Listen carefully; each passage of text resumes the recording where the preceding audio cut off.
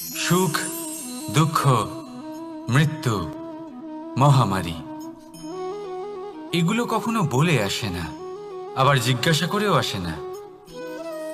এমনই হয় দ্রুত ক্রীড়ার এই খেলায়।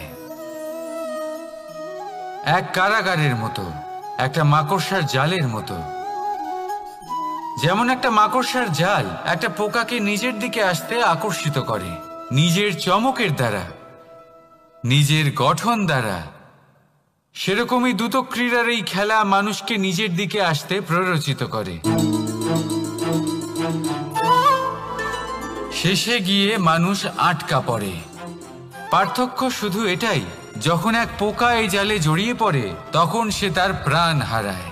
মানুষ যখন এই দ্রুত ক্রীড়ায় আকর্ষিত হয় সে নিজের মান, নিজের ধন সব কিছু হারায়, নিজের বিবেক হারিয়ে ফেলে।